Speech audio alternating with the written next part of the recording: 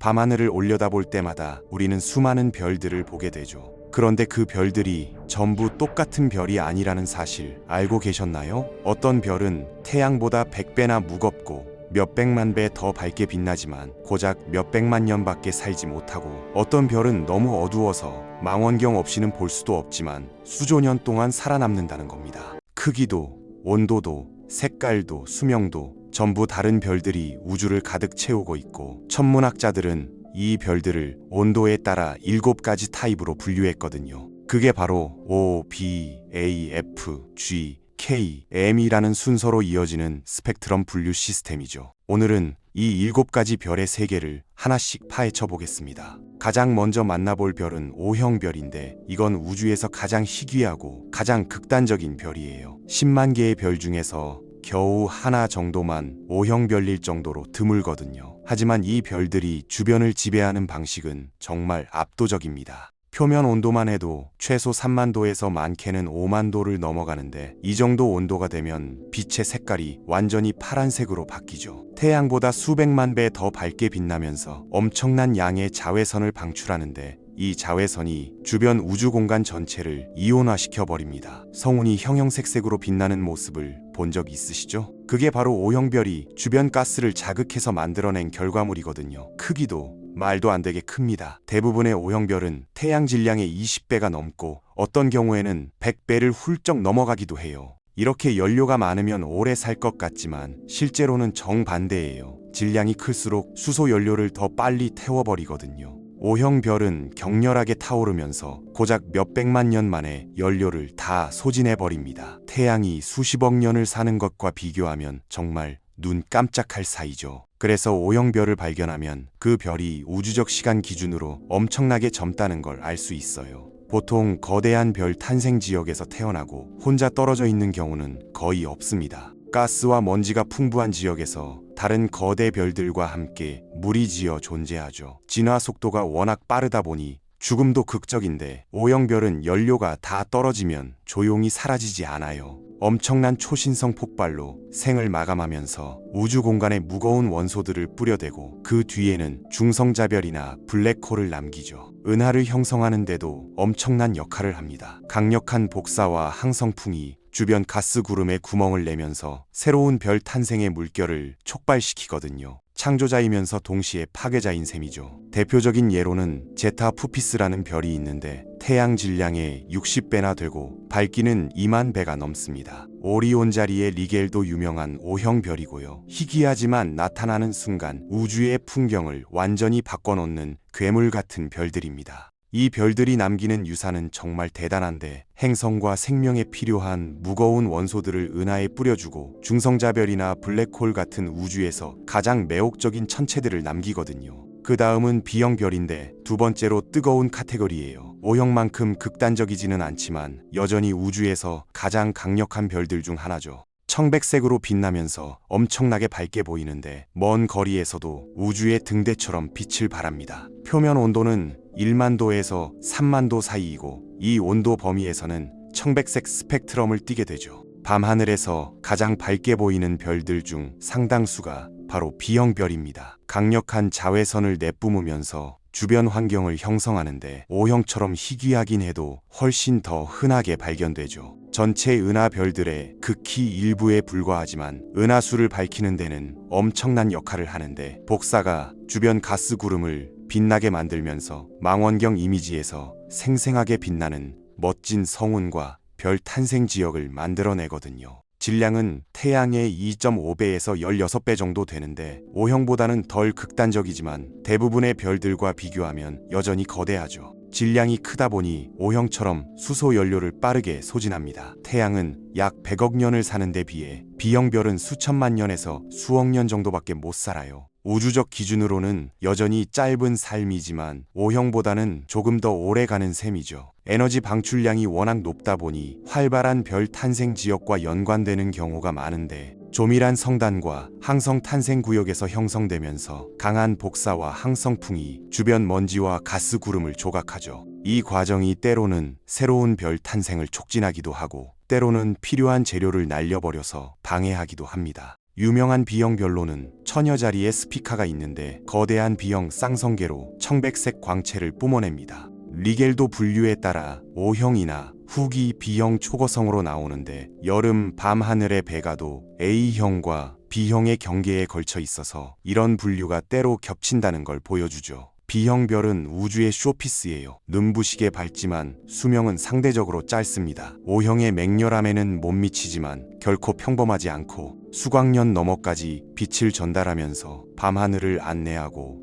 은하의 역동적인 과정을 드러내죠. 별의 서열을 따라 내려가면 A형 별을 만나게 되는데 순백색으로 빛나면서 많은 별자리를 지배하는 별들이에요. 육안으로 봤을 때 순수하고 눈부시게 보여서 어두운 밤하늘 배경에서 확실히 돋보이죠. O형이나 B형만큼 강력하지는 않지만 밝기와 아름다움 때문에 우리가 볼 수 있는 가장 인지도 높은 별들 중 하나입니다. 표면 온도는 7500도에서 1만도 사이인데 태양보다는 뜨겁지만 B형보다는 차갑죠. 색깔은 흰색에서 청백색으로 나타나고 높은 온도 때문에 스펙트럼에서 강한 수소 흡수선을 방출하는데 이게 천문학자들에게 엄청나게 중요해서 이런 특징을 이용해 은하 전체의 별들을 분류하고 연구하거든요. 질량은 태양의 1.5배에서 3배 정도 되는데 O형이나 B형과 비교하면 극단적이지 않아 보이지만 밝기 면에서는 확실한 우위를 점합니다. 많은 A형 별들이 태양보다 수십 배 더 밝게 빛나서 먼 거리에서도 쉽게 볼 수 있어요. 하지만 수명은 태양보다 짧은데 G형 별은 수십억 년을 꾸준히 타오르는 반면 A형은 중심부 수소를 다 소진하기까지 보통 수억 년에서 10억 년 정도밖에 안 걸리죠. 이렇게 상대적으로 짧은 존재 기간 때문에 우주적 기준으로는 젊은 별로 간주되고 은하 내에서 비교적 최근에 형성된 지역에서 자주 발견됩니다. 가장 유명한 A형 별은 시리우스예요. 우리 밤 하늘에서 가장 밝은 별이죠. 고작 8광년 조금 넘는 거리에 있으면서 태양보다 20배 이상 밝게 빛나는데 수천 년 동안 항해자들과 문명의 길잡이 역할을 해왔습니다. 베가도 유명한데 검은 고자리에 눈부신 흰 별로 천문학 역사에서 중요한 역할을 했어요. 베가는 최초로 사진 촬영된 별이고 밝기 척도를 보정하는 기준으로도 자주 쓰이거든요. 독수리 자리의 알타이르도 A형 별인데 빠른 자전으로 유명합니다. 너무 빨리 회전해서 적도 부분이 부풀어 올라 있을 정도예요. 아름답긴 하지만 A형 별은 생명체를 품기에 최적의 후보는 아닌데 강한 자외선과 짧은 수명 때문에 안정적이고 장기적인 행성 환경이 발달하기 어렵거든요. 하지만 과학적으로는 엄청나게 귀중합니다. 명확한 수소선이 일종의 우주자를 제공해서 거리를 측정하고 항성 집단의 구성을 연구하는 데 도움을 주죠. A형 별은 광채와 덜없음 사이의 균형을 나타냅니다. 하늘을 지배할 만큼 밝지만 훨씬 더 많은 차갑고 느리게 타는 별들과 비교하면 순식간에 사라지죠.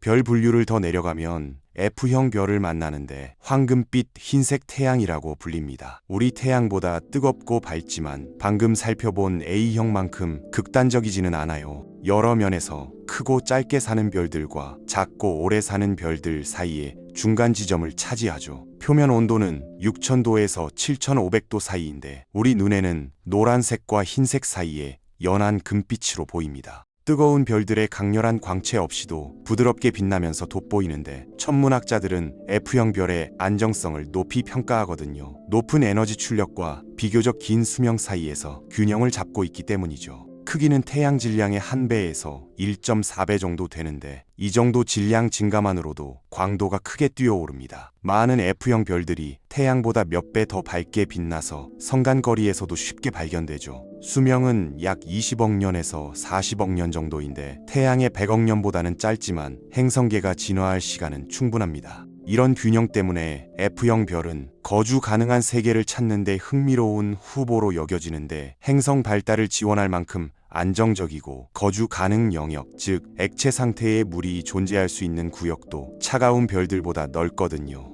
하지만 더 강한 복사 출력이 우리가 아는 생명체에게는 도전 과제가 될 수도 있어요. 자외선 수준이 높아서 행성 대기를 벗겨내거나 표면 환경을 더 적대적으로 만들 수 있거든요. 그럼에도 많은 과학자들은 F형 별을 발전된 행성계의 잠재적 숙주로 보는데 보호 대기나 바다 아래에서 생명이 번성할 수도 있다고 생각하죠. 밤하늘에서 가장 밝은 별들 중 일부가 이 카테고리에 속합니다. 작은 개자리의 프로키온이 잘 알려진 F형 별인데 12광년도 안 되는 거리에서 빛나고 있어요. 처녀자리의 감마 비르기니스도 주목할 만한 예인데 복잡한 천체 춤을 추며 서로 공전하는 F형 쌍성 시스템이죠. 이 근처 별들은 천문학자들에게 항성 물리학과 행성 형성을 연구하는 귀중한 실험실을 제공합니다. F형 별이 특히 흥미로운 이유는 익숙한 것과 특별한 것 사이의 다리 역할을 하기 때문인데 뜨거운 파란 별들만큼 더덥지 않으면서도 태양 같은 별들보다 더 강렬하게 복사하거든요. 7가지 주요 별 유형 중에서 우리에게 가장 친숙한 건 지형별인데 흔히 노란 외성이라고 불립니다. 이름만 들으면 평범해 보이지만 이 별들은 결코 하찮지 않아요. 우리 태양이 바로 지형별이거든요. 지구의 따뜻함과 에너지 그리고 생명에 필요한 조건을 제공하는 바로 그 별이죠. 표면 온도는 5200도에서 6000도 사이로 스펙트럼의 노란색 부분에 위치합니다. 하지만 빛이 순수하게 노란색인 건 아니에요. 우주에서 지구 대기에 산란 없이 보면 태양은 사실 흰색에 가깝게 보이거든요. 그런데 지구에서 보이는 노란 색조 때문에 노란 외성이라는 별명이 붙었죠. 질량은 태양의 0.8배에서 1.1배 정도 되는데 이게 큰 변화처럼 안 보여도 밝기와 수명에서는 극적인 차이를 만듭니다. 태양 같은 지형별은 총 수명이 약 100억 년 정도 되면서 수십억 년 동안 꾸준히 빛나죠. 이렇게 긴 안정기 덕분에 행성계를 품기에 완벽한데 지구 같은 행성이 형성되고 복잡한 생태계로 진화할 시간을 충분히 주거든요.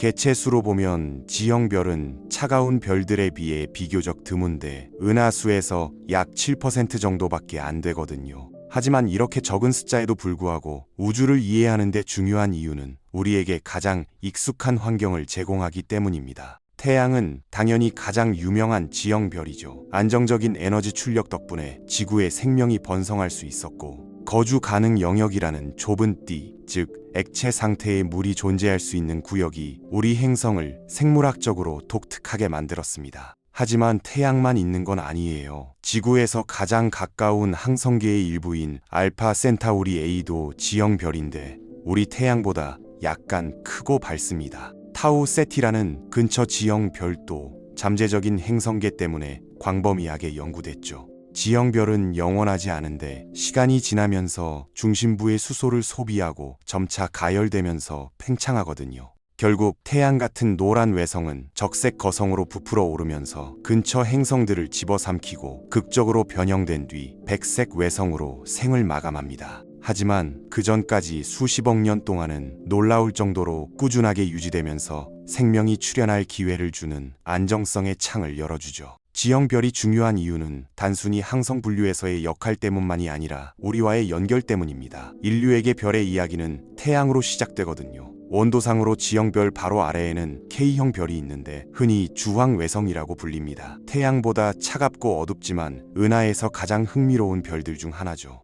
부드러운 주황색 광채와 긴 수명을 가진 이 별들은 때때로 항성계의 조용한 우등생으로 여겨집니다. 표면 온도는 3700도에서 5200도 사이인데 이게 특징적인 주황색을 만들어내죠. 태양보다 작아서 보통 0.6배에서 0.9배 정도의 태양 질량을 가지는데 이 정도 크기면 지형별보다 덜 밝게 빛나지만 광채에서 부족한 부분을 지구력으로 보충합니다. K형 별의 가장 놀라운 특징은 장수예요. 태양은 약 100억 년을 사는 데 비해 K형 별은 200억 년에서 300억 년, 경우에 따라서는 훨씬 더 오래 살 수 있거든요. 이런 엄청난 안정성 덕분에 행성계가 진화할 시간을 훨씬 더 많이 가지게 되고 거주 가능한 세계를 찾는데 매우 흥미로운 대상이 됩니다. 거주 가능 영역은 지형별 주변보다 더 가까이 있지만 액체 상태의 물이 존재할 수 있는 행성을 품기에 충분히 넓죠. K형 별의 복사 출력이 줄어든 덕분에 뜨거운 별들보다 덜 가혹해서 행성 대기에 더 부드러운 환경을 제공하는데 이런 이유로 일부 천문학자들은 K형 별이 고등 문명을 찾기에 가장 좋은 장소일 수도 있다고 제안하거든요.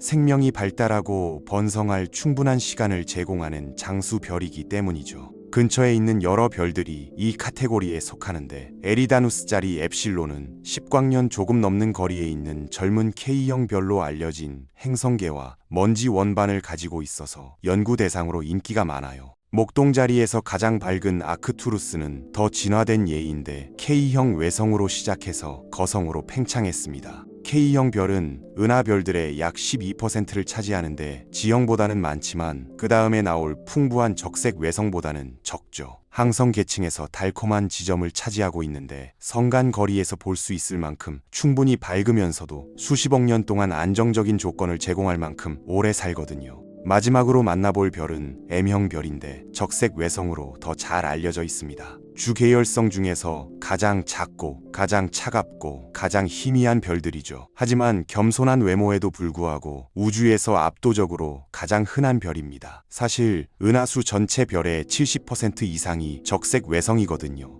표면 온도는 2400도에서 3700도 사이로 태양보다 훨씬 차가운데 빛이 스펙트럼의 붉은색 쪽으로 치우치면서 이름이 붙었죠. 하지만 육안으로는 대부분의 적색 외성을 전혀 볼 수 없습니다. 가장 가까운 적색 외성인 프록시마 센타우리조차 고작 4광년 조금 넘는 거리에 있는데도 망원경 없이는 보이지 않아요. 크기로 보면 M형 별은 태양 질량의 10분의 1 정도로 작을 수 있는데 광도도 비교할 수 없을 정도로 작아서 때로는 태양 밝기의 몇 %에 불과합니다. 하지만 에너지 면에서 부족한 걸 장수로 보충하죠. 적색 외성은 연료를 믿을 수 없을 정도로 효율적으로 태우면서 수십억 년이 아니라 수조 년을 살아요. 그 말인즉슨 우주 역사상 단 하나의 적색 외성도 수명을 다한 적이 없다는 겁니다. 단순히 충분한 시간이 지나지 않았거든요. 이 엄청난 수명 덕분에 생명 가능성과 관련해서 매우 흥미로운데 거주 가능 영역이 더 큰 별들보다 훨씬 가까이 있어요. 너무 가까워서 그 안을 공전하는 행성이 조석 고정될 수도 있는데 한쪽 면이 항상 별을 향하게 되는 거죠.